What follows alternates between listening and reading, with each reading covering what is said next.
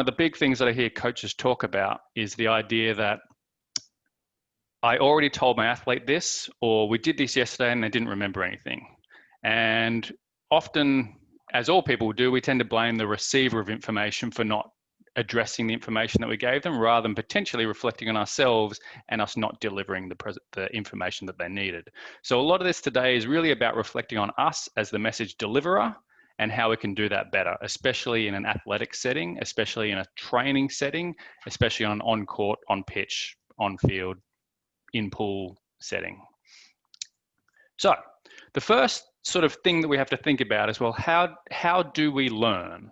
And so fundamentally, people learn by reflecting.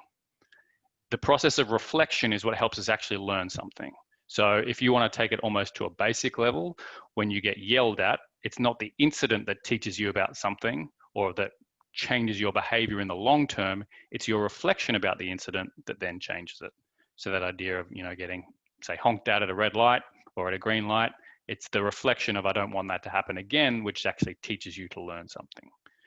So if we think about that from a coaching point of view, then a lot of our feedback that we're trying to give our athletes is actually about giving people a moment or a pause or something to reflect on that they need to learn or change. So if we keep that idea that reflection is what we're trying to do in our feedback, it sort of sets up a very different narrative rather than the opposite, which is telling people what went wrong. And really a lot of our discussion today really is built around that idea of, as a coach, as a trainer, as somebody that's trying to get information along to an athlete, me telling them what's wrong is not the right way to use verbal feedback. Really, our feedback is designed to encourage athletes to reflect, encourage athletes to sort of inwardly look for answers and then move on from there. So I always admire this beautiful picture about reflection, but that's really where we're starting out. And so when we talk about ourselves as coaches, I guess the old version of coaches was one of that of an instructor. My role was to talk you through what you're trying to achieve because I know best as the coach. And you can think about that for a lot of things. Our role is to tell someone almost the steps, read the chapters. Here are the chapters. I'm going to read them to you, and then we'll work our way through that. Where really the more modern understanding of a coach is that of a facilitator. A guide, a shepherd, whatever you want to call it. You're there to take the athlete through the journey, their own journey, not yours, by the way, take them through the journey to I guess, the motherland, let's call it. So if we think about that idea of an instructor and a facilitator on a continuum, we've really got these three ideas. So so this is some old research, which really just looks at the way people learn. And so if we think about ourselves as an instructor, we can give someone a direct instruction and we can get a very fast rate of change. So the easy examples are the things like, Tracy, sit up straight, Tracy, stop chewing on your pencil, Tracy, put that down.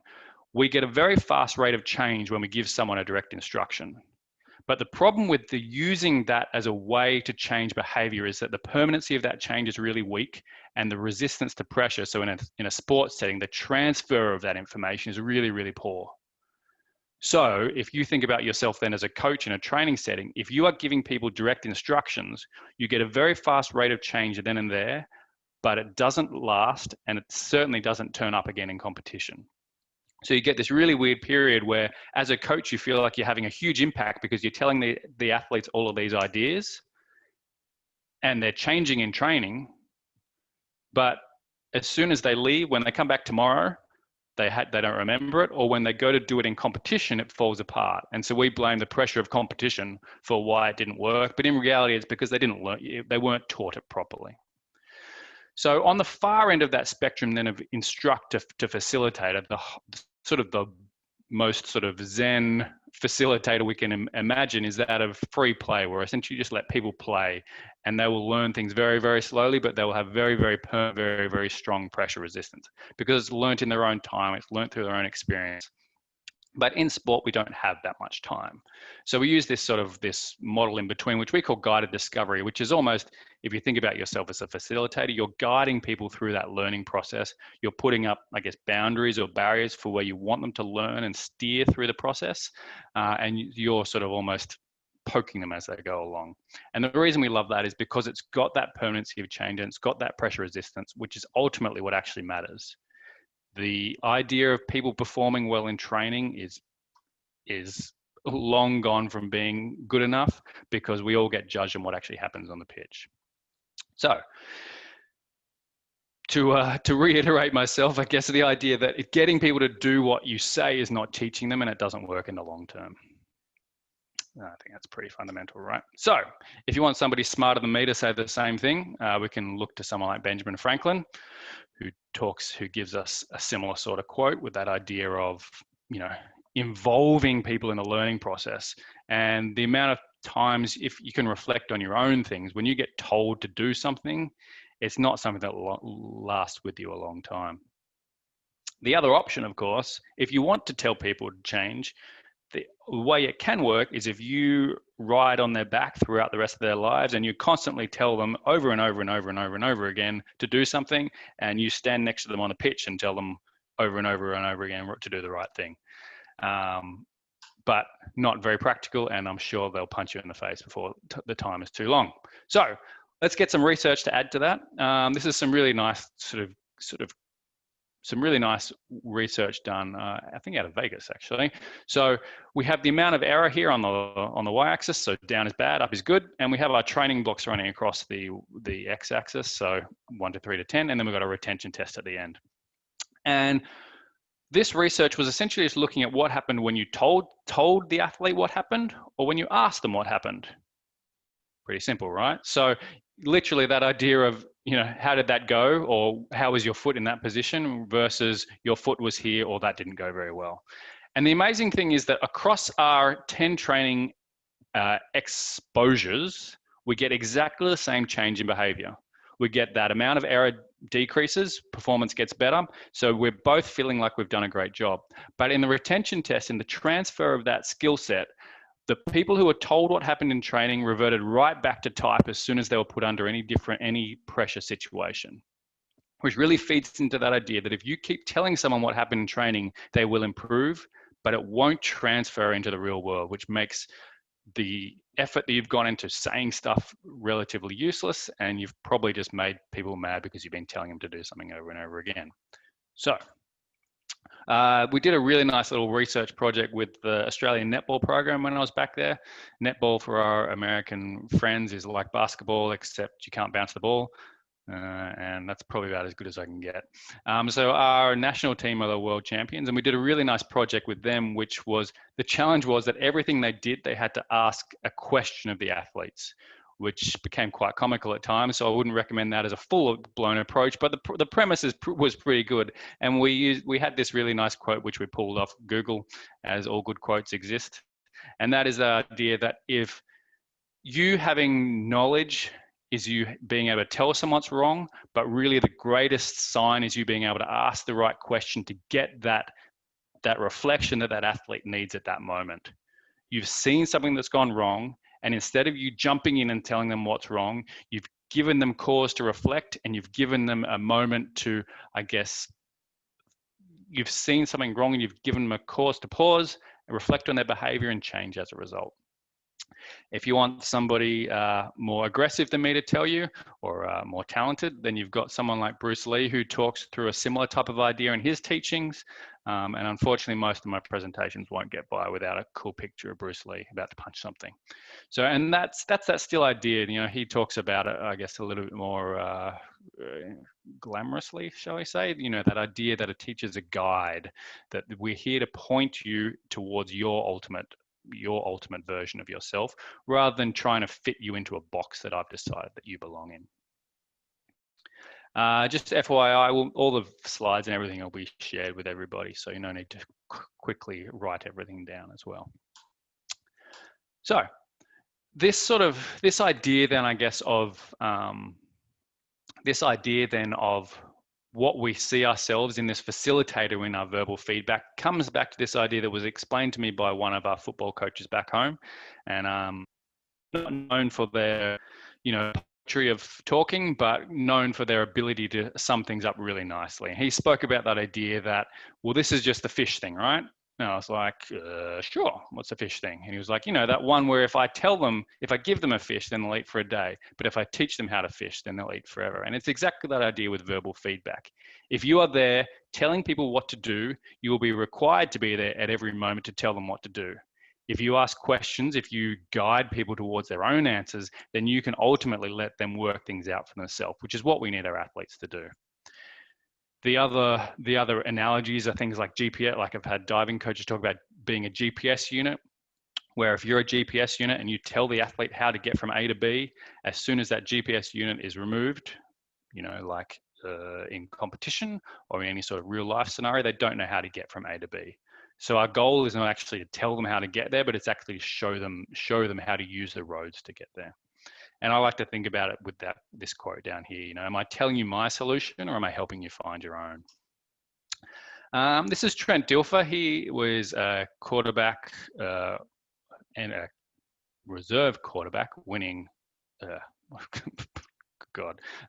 Okay, not very American here, showing up pretty quickly. So Trent Dilfer won the Super Bowl with the Ravens as a backup quarterback. He is now a coach up here in Nashville, and this is a quote excerpt from a conversation with him on the Ryan Russillo podcast. And this is just talking about coaching. I think it really neatly sums up where we're getting to with this verbal feedback idea. So let's listen to Trent and see how we go. Well, you play that season in 2007 at 35, and that's your last season. So the final question that I want to ask you is, I don't want 35-year-old Trent Dilfer's advice. I want today's 47-year-old Trent Dilfer's advice. Could that Trent have given any advice to the 22-year-old rookie that would have made you a different player and would have changed the path of your career? Oh, man. Wow, I usually don't get stumped on questions, Ryan. Yeah, I think so, because there's a way of giving advice. You don't tell people, you connect with people. And that's the biggest flaw in the NFL. It's the biggest flaw in coaching right now. You got a lot of people who want to tell you what you do right or wrong. Very few are willing to connect with you. And I think at that stage of my life, I would have known to connect with 22-year-old Trent before I told him what to do or what not to do. And I mean, I'm living it right now. Like, I got the flashy ring and I'm the head coach in a little community in Nashville and blah, blah, blah, blah, blah. And I could probably tell these people to do whatever I want and they would line up and do it for a short period of time. That's the last thing I'm doing. I'm trying to connect with every person I meet. I'm trying to find deep connections in life. Because once you connect with people and you understand their side of life, now you have empathy, now you have grace and mercy. And now they know you're authentic. And then whatever comes out later is you're just trying to help them do their journey better. And I think at that age, if somebody connected with me authentically like that, I really would have received it. Well, you play that. So I've talked enough philosophical, so let's get to some practical. So the first question I ask is, how often should a coach give feedback? If anybody wants to pump in some answers, they're more than welcome to. And if they want to, they can also give a more specific question to that answer. So that idea of how often should I give feedback as a coach? And then if you want to be specific, the idea then is, well, how many comments should I make across? So the research we did was across 3-hour training sessions, but you can summarize it down there if you want.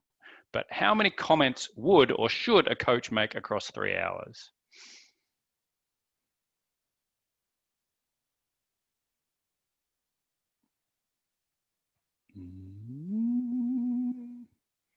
Either it's a really, really difficult question or people's things aren't going. 12, I like it. Yeah, as much as needed. That's always an interesting one, with that idea that it's always an interesting discussion, that idea of, well, how much does somebody need? And I would suggest that it's the amount that they can handle rather than the amount that they need. But yep, I really like that answer, Jeremy. And so with this in mind, I'd like to share with you some data that we collected with a number of coaches across a variety of sports. And what was interesting is that Yeah, even the depends on the training session type's an interesting concept as well, with that idea that I still think that information, the transmission of information can still be pretty consistent. But it does, it's obviously everything's context-based. So I'm going to give you an answer that may or may not shock you. This is some research that we did with a number of head coaches across sports as to how many comments, so how many excerpts of sentences that they said that had a break of more than 5 seconds or something in between it. And these were our numbers of how many comments that they made in a 3-hour training session.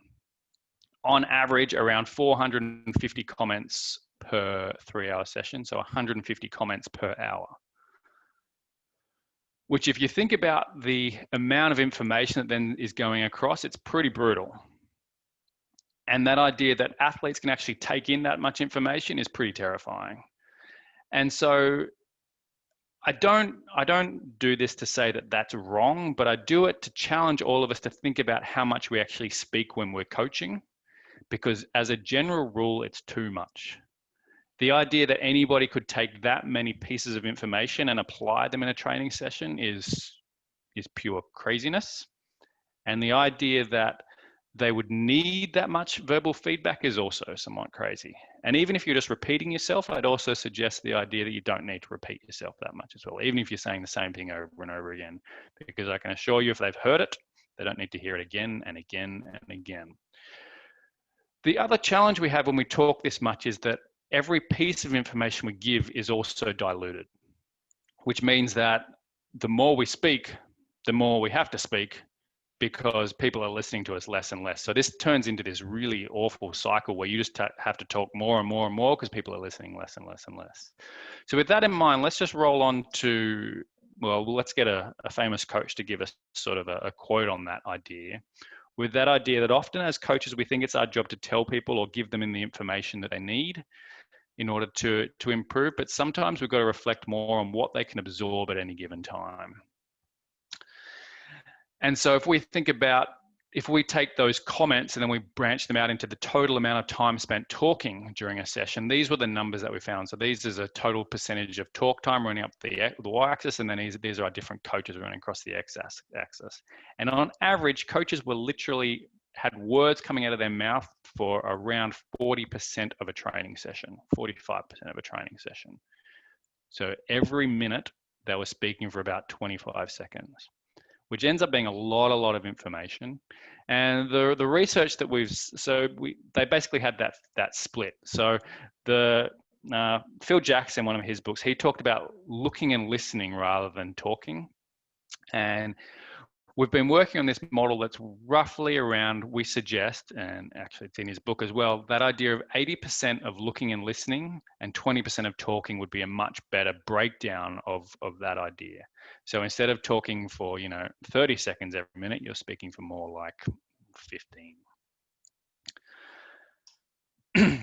This was some research that came out of New Zealand, which sort of feeds into why coaches talk as much as they do. And this is that idea that coaches were asked how often they thought they spoke during a session. And so we got low, down is low and up is high. And our 4 coaches basically thought that they talked for about 40% of the session. And when it was measured, it basically came out as double. So if you don't think you're talking a lot, you're probably still talking twice as much as you think you are. And it's not coming from a bad place. It's coming from a place of wanting to help and coming from a place of wanting to assist our athletes because we genuinely love and care about them. But that care can also almost be too much because we're trying to give them all the information that they need rather than thinking about what they can actually act on at any one moment in time. This is some really nice research which just looked at essentially the challenge for the research was to follow the person on the screen. And so we essentially had 3 conditions. And so you're there balancing on one leg, trying to copy what's going on the screen. And we had 3 different conditions and they came out with 3 really nice, 3 different results. So with the amount of error, down is bad and up is good. We had 3 conditions. One where the athlete received no information, one where the athlete received a little bit of information, and one where the athlete received a lot of information. And so the question is always, well, which is which, right? So did well, did a little bit better, did the same, low information or no information, a bit of information and a lot of information. So the question becomes, well, which one is which, right? And I would suggest, well, people can chuck some answers in the chat if they want, that idea of, so we've got 3 conditions, no improvement, a bit of improvement, a lot of improvement, and we've got three feedback conditions, no feedback, a little bit of feedback, a lot of feedback. And that idea of, well, which one of these lined up with which one?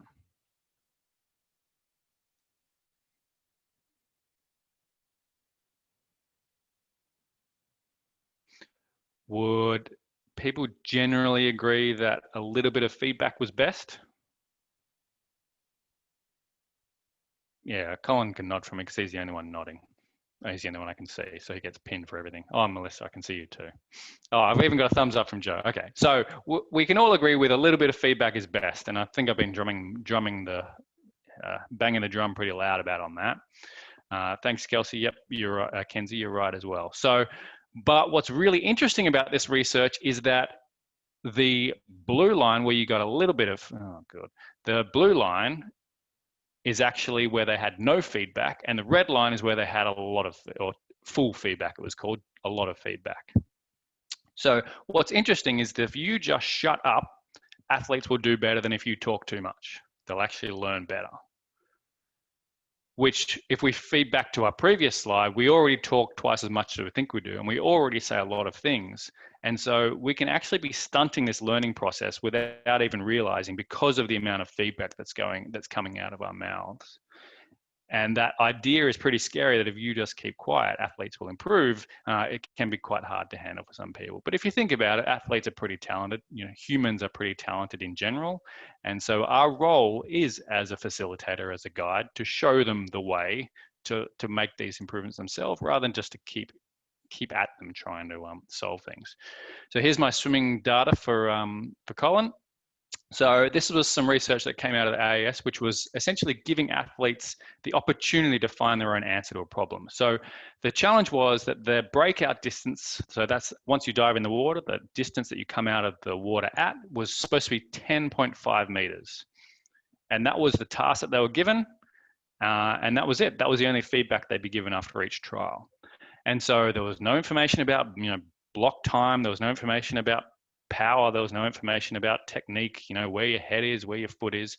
But what was interesting, so this is the first data collection that we had. So across 5 different data collection sessions, you can see how close they got to that 10.5 line. Across the next training block, you can see they got more accurate. And then on the final retest, you can see they actually got really, really close. So that really feeds into that idea. If you just shut up and give athletes a challenge, they'll reach it, because as a general rule, they're pretty talented. When I first met Carolyn Buchanan, so she's a famous BMX rider back home, BMX cross bike rider as well. She's an astonishing athlete. And she gave, after our first day together, she said this to me. And it speaks true of the way a lot of athletes see a lot of coaches. And that is the idea that they're worried that we're going to make this thing that they do, which is already pretty hard, more complicated than it is. And the only reason she was able to tell me this was because we'd spent the day together and I hadn't got in her ear too much. The whole thing that we did together was I was just asking her questions and challenging her to do different things, essentially answer her own questions that she already had. So the idea that it's not our job to make things more complicated. And in fact, athletes don't actually want as much feedback as we think they do. This is some really nice research looking at the tennis forehand with, again, form rating. So down is bad, up is good. And there was 2 conditions. One where the athlete was given feedback when the coach wanted to give them feedback, and one where they got feedback where they asked for it. And you see the difference pretty damn quickly, that these are training blocks, these dots running across here, that when the athlete decides they want feedback, they actually improve quicker than when they get feedback when the coach decides. So when an athlete wants feedback and asks for it, they improve quicker than if they get feedback when the coach decides they need feedback. which if you think about it makes sense. If you go back to our swimming example, you can actually help people learn quicker by intervening when they're ready for information, when they want information and they're searching for specific stuff. This gives them the chance to almost find their own solutions first. And the cool thing about this research is that stayed then in our retention and our transfer test at the far end. So the next interesting thing from this research, so they had 20 training blocks, and the question is, so how often did these athletes actually ask for feedback? So just for the record, coaches decided that athletes needed feedback 100% of the time, and that's how much time they got feedback. But what percentage of repetitions did our athletes actually ask for feedback? Flick me out some numbers, chuck me some things. How often do we think? About 50%? That's a pretty fair guess. I like that idea. 25? Yep, pretty close. And probably in 30, 75, yep. And I guess this does depend a little bit on how difficult the task is. So I think some of your answers from previous are pretty appropriate. But the number that was in this study anyway was about 10% of the time. So 1 out of 10 reps, athletes were actually seeking information. Yeah, I agree, Karen. That idea that if you go back to the last one, if you leave them alone, they'll actually improve by themselves. So they're actually looking to improve themselves, and once they hit a roadblock, they then ask for help. Whereas coaches traditionally see that idea of their job is to basically find these technique problems every repetition and keep athletes improving. This was a relatively simple task, so I agree that some of your guesses could probably be more appropriate in some of our more difficult athletic tasks. But as time went on, this number actually dropped to about 3%. So on their 20th training block, they're actually only asking for feedback 3 times out of 100 reps. But whatever the case, whether this is accurate or whether it's a little bit below, the number is still a lot less than what we think people actually need feedback for. So what I've got here is I've got two. This is again looking at the amount of feedback in a session running across up that y-axis, and then we've got the drills and the warm-up, and then each drill and how much feedback was given. What I've got here is, so the first graph is an assistant coach who is deemed not as good a coach, and then on the next page I've got the head coach feedback, and I wanted to show you what the difference is like. So this is our assistant coach. Pretty consistent across the thing. And this is our head coach. And what I think is really interesting is literally just the different shape that we see between those two coaches. And I probably should have left them on one page so it'd be easy to see, but I think you get the gist. So it's going to take me a while. Let's not do that.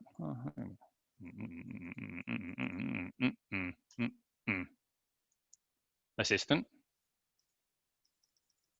head coach. And so I can say that you're probably talking too much drill 3, 4, and 5. And I did say that to him. And he said, no, I don't think I was. And I was like, oh, okay, tell me more. And so he uses feedback as a tool to change behavior. And so in those drills, he felt like the energy was coming out of the group. And so he actually used his voice more as a tool to get some more energy within the group.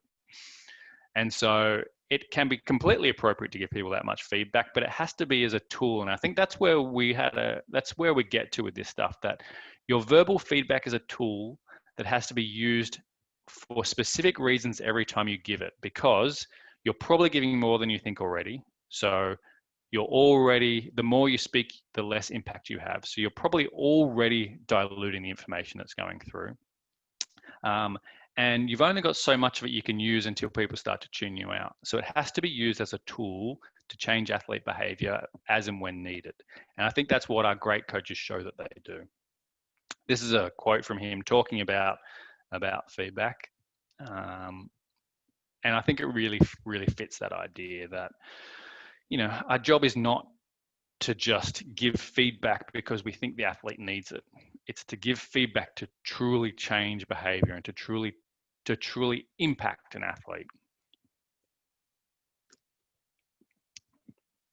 And there's some really nice research that sort of follows on from this idea that I don't have in the slides today, that idea that errors are actually a really healthy thing as long as you can encourage the athletes to reflect on them and then do something about it the next repetition. Those errors give the athletes pause to reflect. And if you encourage them to reflect with a question, you can actually change that behavior then and there.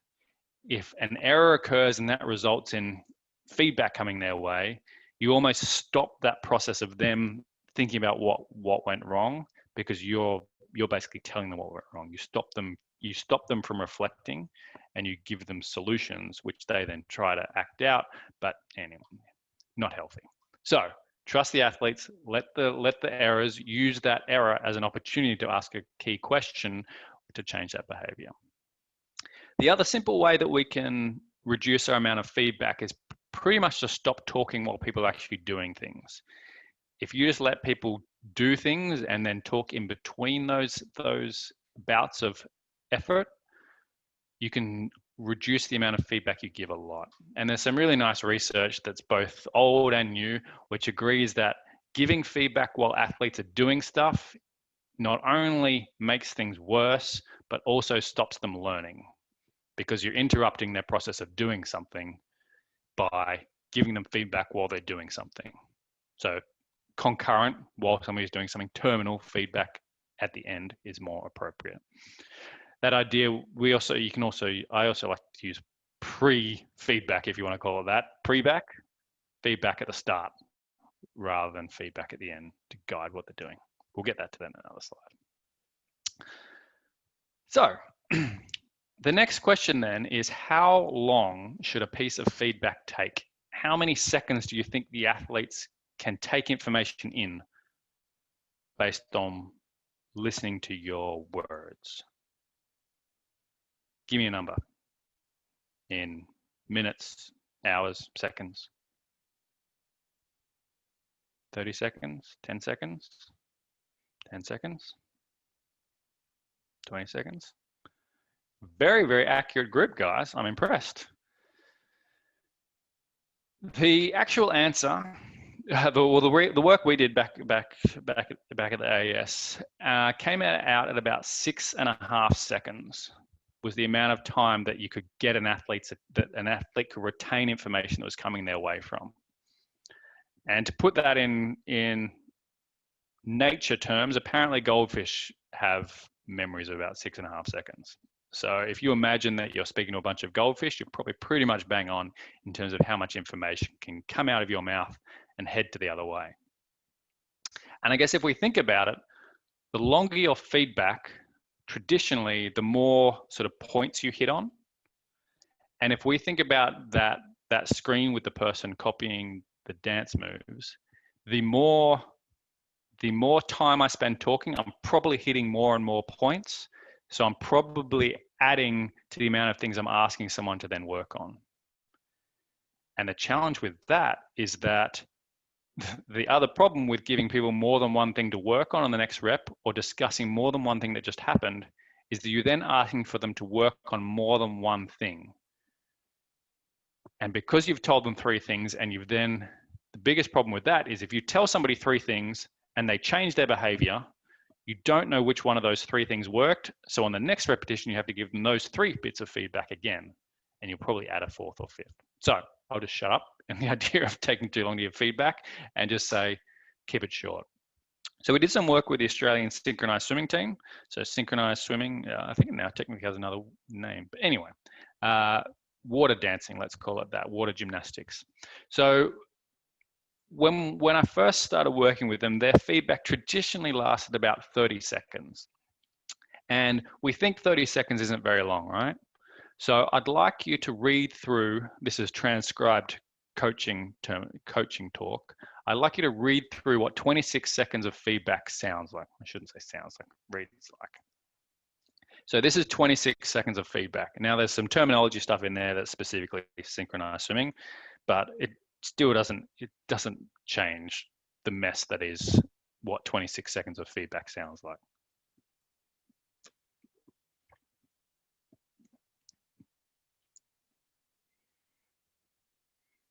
And we say, oh, 30 seconds of feedback's not that long, right? But when it's written out, it's pretty daunting. So what we did, so I worked closely with these coaches over a little while in the lead up to the Olympics, Rio Olympics, and our goal was to keep feedback to under 10 seconds. And so this is what 10 seconds of feedback looks like.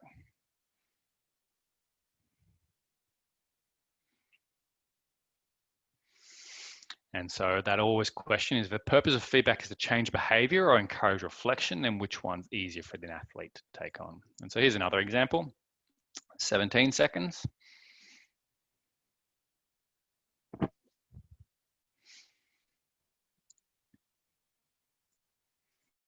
And here's that, the 8 seconds of feedback.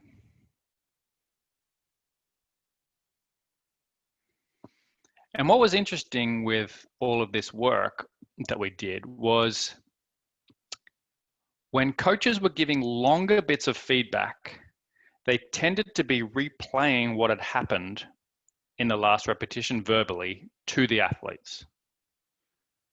So the longer pieces of feedback always seemed to be when coaches would verbally sort of talk through what happened.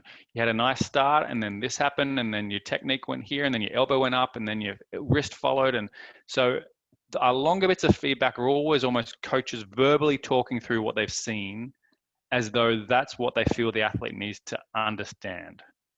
They've sort of said, well, this is what I saw. I need the athlete to understand what I saw so that they can fix it. But in reality, the shorter feedback ended up being the coaches taking that information that they'd seen and then turning into something that they knew was tangible that the athlete could actually enact on, that actually could actually act on. And so we ended up, so I don't know if this is a proper term, but we ended up using feed forward rather than feedback. So we stopped talking about what went wrong or even what went right and started focusing more on what I want from you next repetition. With, you can reference what happened, right?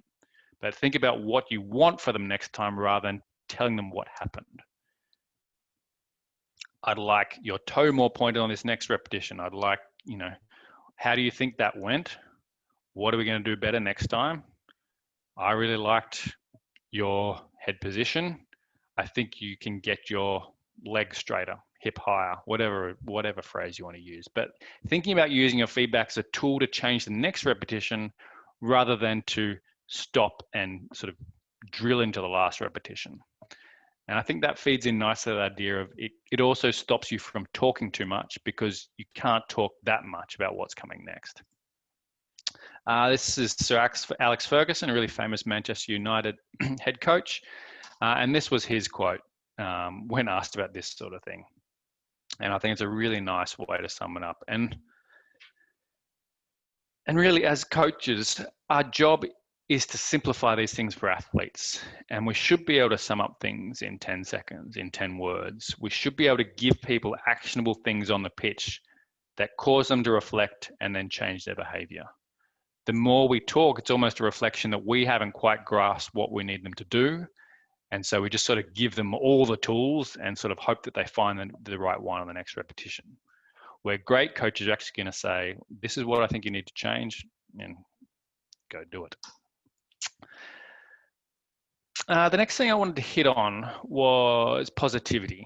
And I've got a picture here of Sally Pearson and Sharon Hannon. So Sally is a famous hurdler from Australia that I had the privilege of working with for about 8 years. And Sharon was her coach that guided her to her Olympic glory. And I've got this here because Sharon was relentlessly positive, and it's such an amazing trait and one that's probably underrated in coaching. And there's some nice research which sort of feeds this idea as well. That idea that, so there was 3 conditions essentially in this research. The athletes got error correction, they got positive feedback, not necessarily technical, or positive feedback and error correction. And so the question is, one of these improved a bit, one of them improved a medium amount, and one of them improved a lot. And so which one do we think had the best effect and which one do we think had the worst effect?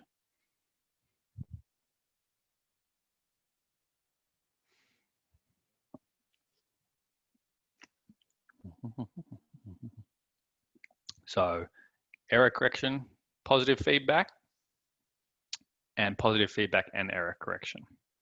So which one had the highest and which one had the lowest rate of improvement. Combination. So Joe's right with that idea that positive feedback and error correction brought the most performance improvement. But probably what's most interesting to me is that idea that if I gave positive feedback instead of just error correction, I got a better thing. Spot on, Colin. So if you just give people what went wrong or tell them what to do right next, you get worse performance improvements than you do if you give positive feedback. And it's like, when you first hear that, you're like, that's crazy. That doesn't even come close to making sense. But if you think about it, if your goal is to guide an athlete through a technical change, if your athlete is to help them make a change, if you're constantly telling them what's wrong, it doesn't really help you change things. But if you can give people positivity, keep searching for that answer. We know that if we shut up, we have a better rate of change than if we say too much. So if we can just provide positivity and get the athlete to keep searching for that answer that they know is in there, and then going back to some of our previous research, when they're stuck, ask you for help. That's ultimately where our greatest moments can occur. And I shared a great story with a golfer who went through a few different coaches in his time, and one of his greatest coaching moments was a coach who just sat and watched him hit balls and didn't say anything for about 15 minutes. And he deliberately started shanking balls and he started slicing balls just to try to get this guy to say something. And ultimately, as soon as he said something, the athlete was so ready for that feedback that they were so ready to take that feedback and make a difference with it that it had the greatest effect. So that idea is, and I think Joe's spot on, that your job can just be to facilitate these athletes through change. They're already pretty good at what they do, and you just need to help them get there rather than telling them what's wrong all the time. So I wanted to share with you, so this is Phil Beadle. He is a teacher out of the UK, so he's got a wicked British accent, which helps. And that idea that we have to start in a place where we believe people are capable. And if we believe they're truly capable, then it does shape the way we give feedback, because it feeds that idea that our job is to create an environment of learning, encourage people to search for answers, and then, let things go. So this is Phil talking about, he talks about emotion. It's called emotional contagion. And that idea that if you breed positivity, then it comes back at you. So this is Phil talking about that concept. Can I tell you about something more profound that I've discovered? I'm always in love with profound insights. So go right ahead. The stuff in the book that you've got in front of you, whilst practical, is simplistic. It's called gradational discipline. You wrote it. Yeah, well, I wrote it blooming quickly, actually, in a summer holiday. I discovered something really quite intriguing. It's called Batari's Box, and it's revolutionised my attitude towards behaviour management, because where I've got things wrong, and where things, and this rarely happens nowadays, where there has been an incident in a class, it's generally been my fault. And it's because what I've done is, and I'm responsible, as all teachers are, for the emotional vibe in the room. It's when I've got cross with a young person, things have gone wrong. And the Batari's Box thing says, your attitude as a teacher affects your behaviour, clearly. So if you go in there positive, expecting the kids to be great, you'll give off certain signals that you expect them to be great. Your behaviour affects their attitude, clearly. If you're horrible to them, they're going to reflect that behaviour back to you. Their attitude affects their behaviour, and their behaviour affects your attitude. So the kids' behaviour in a classroom affects the children's attitude.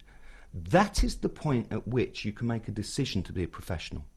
Because if you cut that particular loop of Batari's Box, then you become a really interesting professional. If you never let their behaviour affect your attitude, and you relentlessly communicate positivity, then you never find you're in a situation where you are causing behavioural problems. Even when you don't feel it as a teacher, if you're in a situation in a classroom where you've got one student jabbing another student in the back to make them cry out repeatedly. Well, it's clearly inappropriate behaviour, but it shouldn't make me why should it make me in a bad mood? I'm not getting poked. It's only human to get in a bad mood, though, isn't it, about these things? And trying to maintain positivity in the face of hostility and bad behaviour is very hard. Look, we're a profession, and we're a much maligned profession. And doctors are a profession. Do you ever recall going to the doctor and the doctor getting angry with you?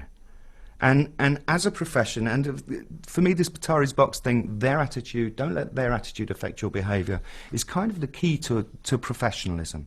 That a professional does not get angry with a group of children for being what they are. What's your attitude? That's that idea that, your job is to create this environment that encourages athletes to search for their answers. And then in that road, you're then acting as a guide to facilitate their learning. If you want somebody to sum it up a little bit quicker, here is Coach Brad Stevens from the Celtics. You got a choice. You either come in and let your circumstances control your attitude, or you let your attitude control your circumstances. Because it's so quick, we'll play it twice, hey?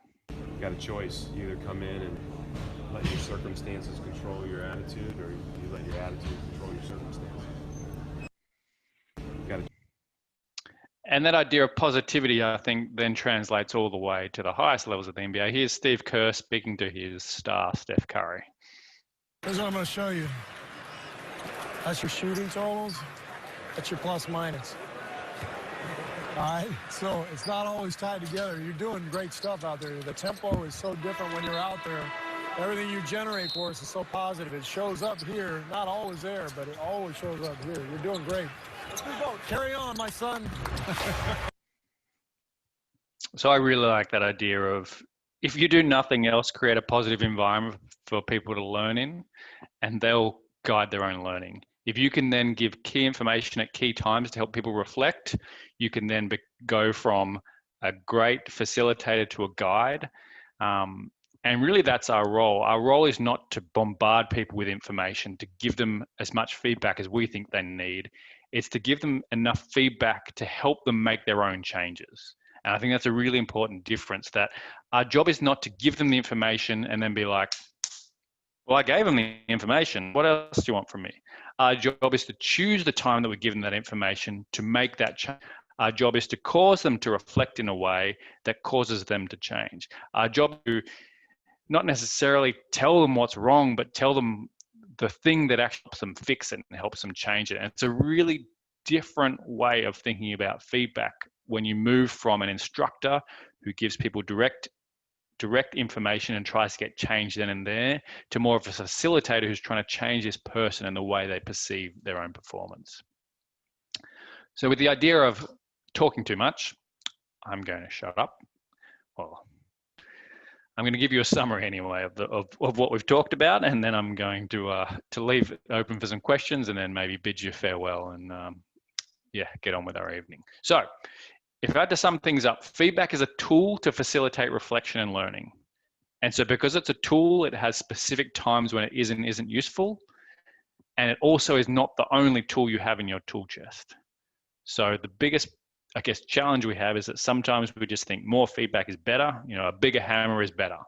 It's not. It's a tool, and you have to use it wisely, because the more you speak, the less people listen. And the more information you give, the worse people learn. So you have to use it effectively at the right time. Our job then is to encourage athlete ownership and engagement with the learning process. We're there as a guide to facilitate their learning. So I do this weird hand thing because I'm acting as like a bumper on like the bumper bowling, to try to sort of just keep that athlete learning in the direction that I want. I'm not shoving them.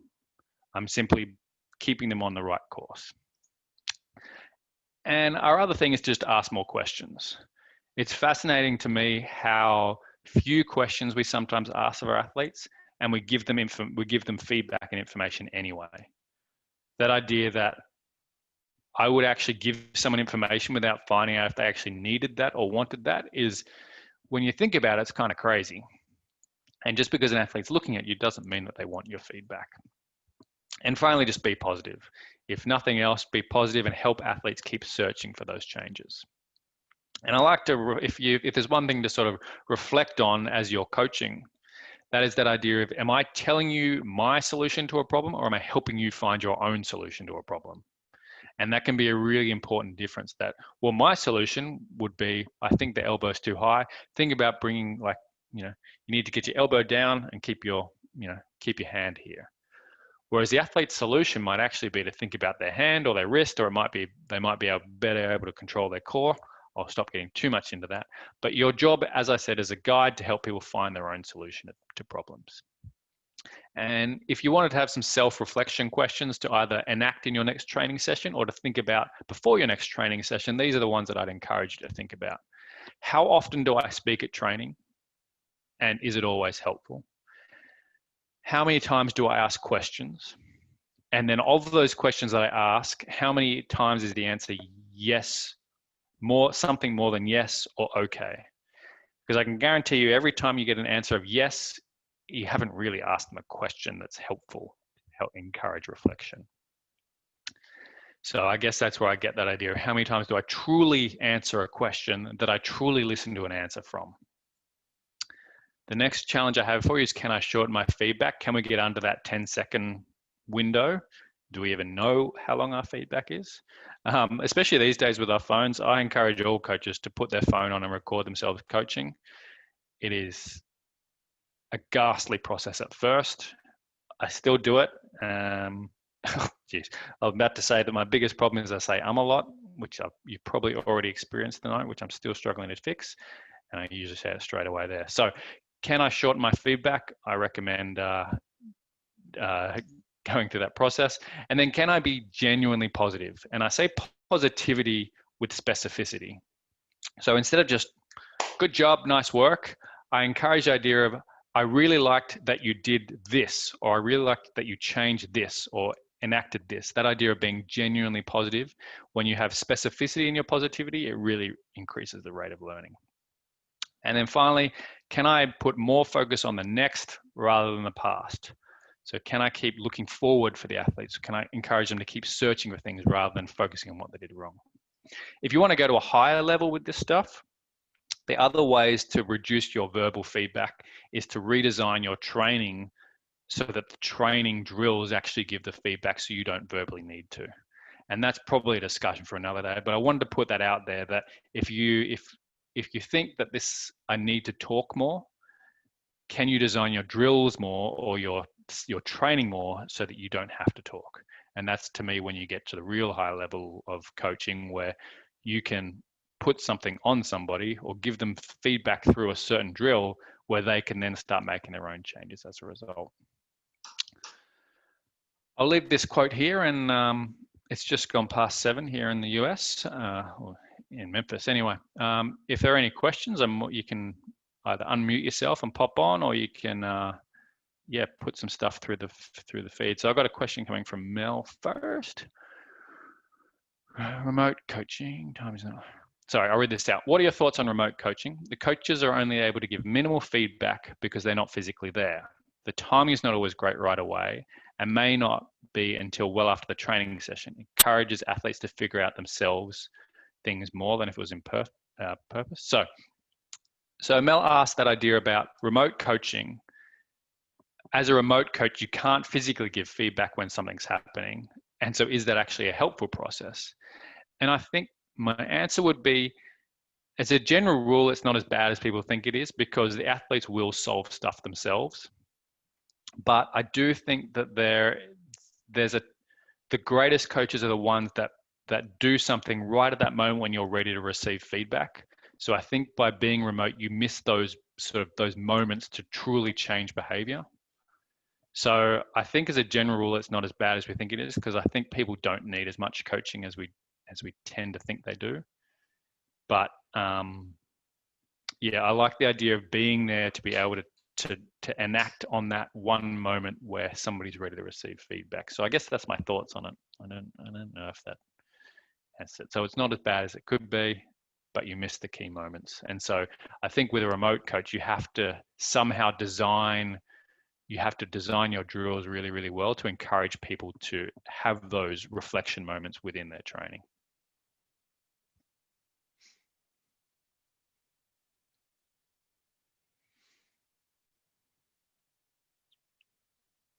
Any other questions coming through?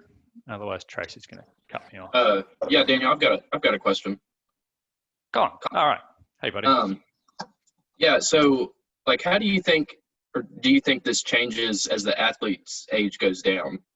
So, like, for example, I'm going to start coaching a brand new group of kids on Monday, like little kids, where normally I would think I would say a lot of words. Like, do you think that's still true the younger they get, or does it change at all, or how does it change? I think it's a really interesting question, and it's a really interesting the way we think about it, right? So you automatically went to they're younger, so I want to speak more. And that's the idea that they need more information because they're not as good at it. Is that a fair assumption? Yeah. So, but the problem is that they're newer to the task, so they can't actually take in that much information anyway. So the challenge, I'd almost challenge us to reflect that thinking that as you're more talented, you can actually handle more information rather than less.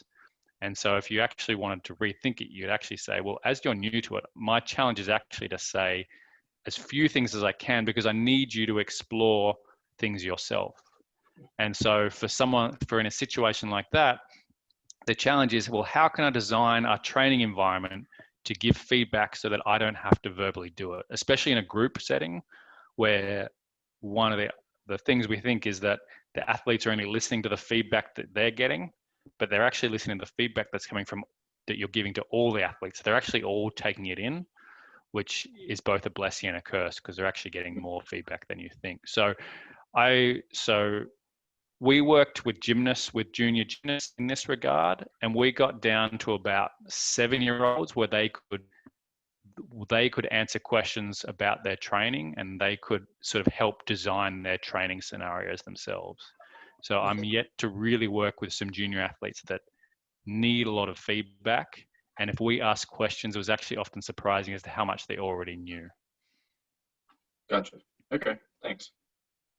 Does that sort of jar with your thoughts, or is it? Yeah, I mean, I guess I've just always, like, I'm in swimming, so I guess I've always had the experience of, like, there's a lot of moving parts, and so there's, like, just a lot of things to talk about, and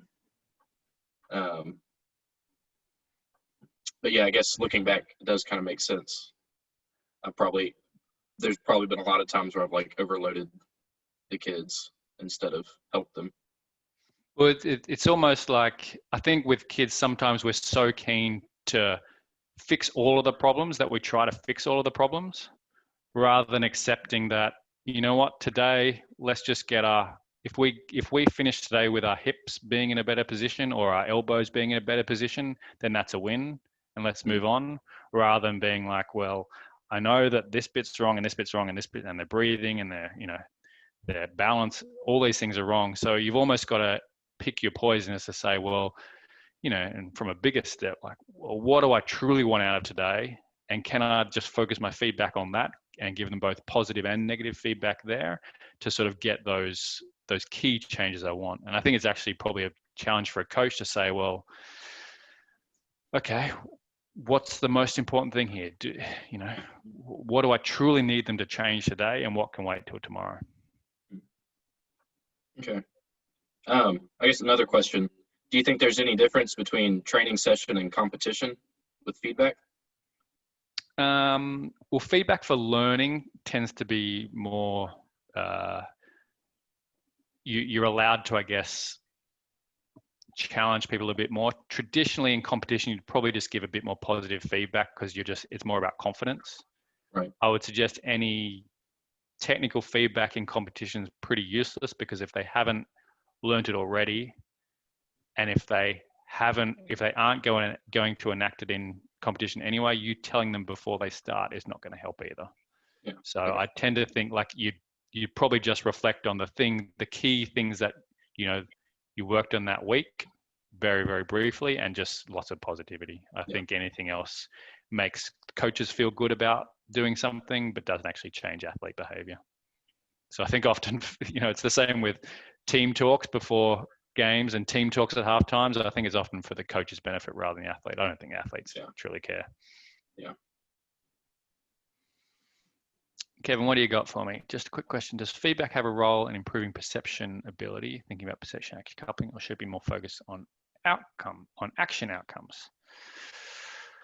I think, I mean, perception, so we're assuming that we're talking mostly about visual perception rather than perception through our, touch or feel or anything. You tend not to try to direct visual attention through words because it tends to mess up the process of gaining visual attention. So I would traditionally, if I'm trying to help somebody search for things, I'd redesign the drill to encourage them to search for something or perceive something rather than tell them where to look. So if I want them to look at the hips, then I would, you know, design a drill which forces people to look at hips, for example. If I want them to, you know, look at a spot on the court, I tend to design a drill which forces them to do that rather than tell them to look at it. So the quick answer is verbal feedback isn't a great tool to fix perception ability. I'd tend to use I'd redesign my training to make that happen. And so I guess to answer your question, I think about actions rather than perceptions. Yes. And I'm going to guess this is not the Tracy Shipp, but another Tracy Shipp. How do we navigate situations where an athlete is unwilling to take feedback? And I think that's really important because, I mean, if an athlete doesn't want to change, then they're not going to, no matter how much you talk or how much you tell them or how many questions you ask. And so one of our key things as coaches is, instead of just slamming our heads into a brick wall and just telling them again and again, you actually have to peel the whole thing back and almost understand, well, why are you doing this sport? What are you trying to achieve?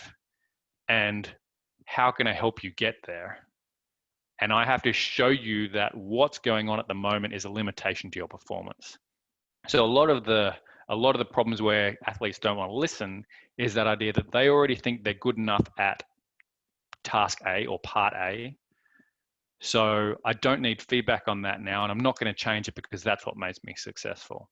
So I've had experiences where sometimes it takes like a year or years for athletes to see that this was a failing and therefore they need to change it. And so if they're unwilling to take feedback on something, on that thing, then I would either approach it from a different angle to try to get them to change something else, which affects that, or I'd spend more time asking them like more deep questions around what they're trying to change and why they're trying to do it. So, I mean, for example, I had to work with a triathlete. I was working with 3 boys from an Aussie team. 2 of the boys were really, really ready to change, and we had some great stuff. But one of them, he was younger. He was really, really talented, and he was quite happy with the way he was running at the time, so just wasn't ready for feedback. So we just had to wait for the year. He had some good races and some bad races, and over that course of that year, he realized that, okay, that is what I need to change, and then was ready to change. But the idea of me, if I was there every race and every week saying, you really should change this, it just turns you against one another. So spending time understanding why they don't want to change is perhaps more important than trying to change them. And if you can understand that, well, then you can shape your feedback that way.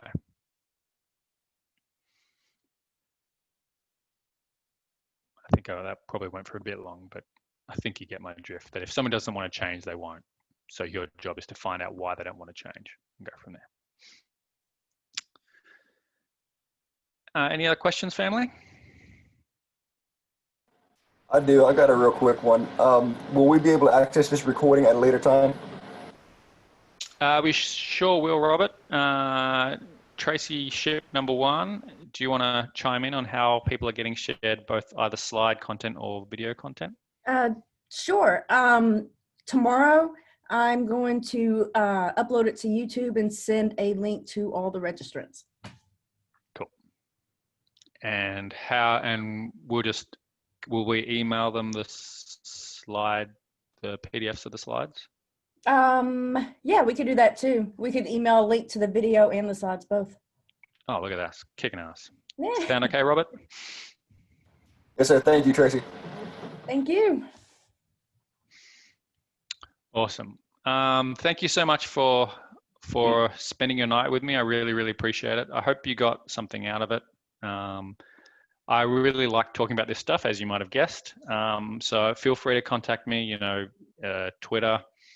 I'm not very good on Instagram, so Twitter, email, through the U of M Human Performance Center. That's where I live and work. Yeah, anytime. I love chatting about this stuff. Any small questions, big questions, collaborations, you name it. I'm happy to be involved. So yeah, just keep me in your thoughts, and we'll go from there. Hey. So thank you very much, everyone. Cool. Tracy, you want to sign us off? Thank you. Thanks everyone for coming. Awesome. Thanks, guys. Thanks, guys.